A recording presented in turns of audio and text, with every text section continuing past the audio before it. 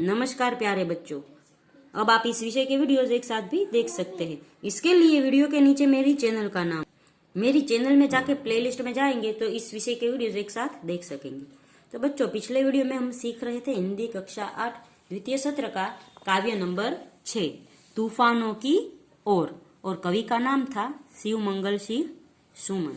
तो इस काव्य में कवि हमें से कहना चाहते हैं कि हमारे जो जीवन में संघर्ष या बाधाएं उत्पन्न होती है उसको हमें मेहनत से उसे हरा कर आगे बढ़ना है और अपने लक्ष्य को प्राप्त करना है। आगे है, यह असीम निज सीमा जाने सागर भी तो पहचाने, मिट्टी के पुतले मानव ने कभी न मानी हार, तूफानों की ओर घुमा दो नाविक निज पतवार।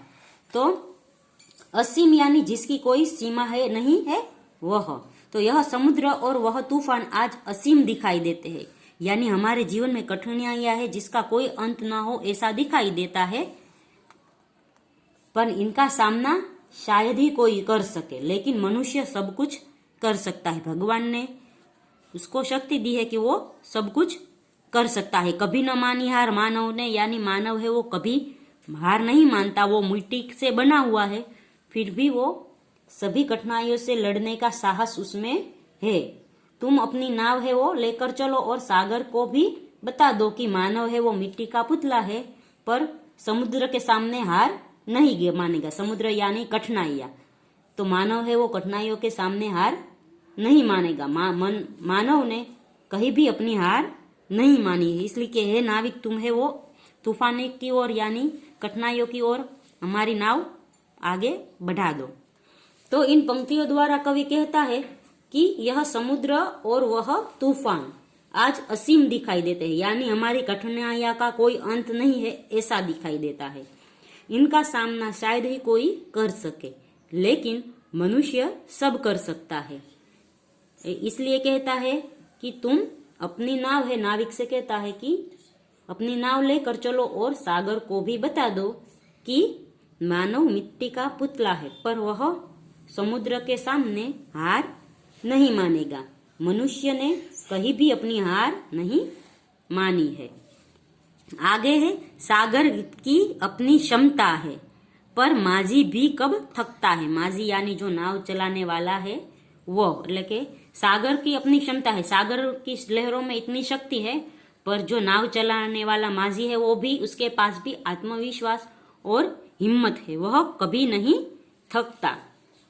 जब तक सांसों में स्पंदन है उसका हाथ नहीं रुकता है। सांसों में स्पंदन यानी श्वास अभी चल रही है, जब तक नाविक की सांसें चल रही है तब तक वह अपनी नाव है वो आगे बढ़ाता ही रहता है। इसके ही बल पर कर डाले सातों सागर पार, तो कि हे नाविक, तुमने अपनी हिम्मत और ताकत के सहारे ही 7 समुद्र पार कर डाले है। अपनी नाव के साथ ही इस प्रकार आगे बढ़ते रहो, तूफानों की ओर घुमा दो नाविक निज पतवार। तो यह कवि कहना चाहते हैं कि समुद्र के पास उसकी और लहरों की शक्ति असीम है, पर माझी के पास भी हिम्मत और आत्मविश्वास है, वह कभी नहीं थकता। जब तक नाविक की सांस से चल रही है तब तक वह अपनी नाव आगे बढ़ाता ही जाएगा। हे नाविक, तुम अपनी हिम्मत और ताकत के सहारे 7 समुद्र पार कर डाले हैं। अपनी नाव के साथ इस प्रकार तुम आगे बढ़ो। और यहाँ पर कवि कहते हैं कि हमेशा है वो संघर्षमय जीवन में लड़ते रहना चाहिए, और अपना लक्ष्य जब तक प्राप्त ना कर सको तब तक कोई भी कठिनाई आए, कितनी भी मुश्किल आए, हमें हार नहीं माननी चाहिए। आप है वो अपना लक्ष्य अब तय कर सकते हो कि आपको बड़े होकर क्या बनना है। आप जो भी लक्ष्य तय करोगे उसके सामने जो भी बाधाएं आए, आप उन बाधाओं का सामना करोगे और अपने लक्ष्य तक पहुंच सकोगे। और इस कविता द्वारा कवि शिव मंगल सिंह सुमन हमें यही सीख देते हैं कि हमें भी कभी भी हार नहीं माननी चाहिए, और अपने जो भी मुश्किलें आई है उसका डटकर सामना करना चाहिए। हार कर बैठकर अपना लक्ष्य छोड़ देना नहीं चाहिए। हमारा जो भी लक्ष्य है उसे हमें प्राप्त कर ही दम लेना चाहिए।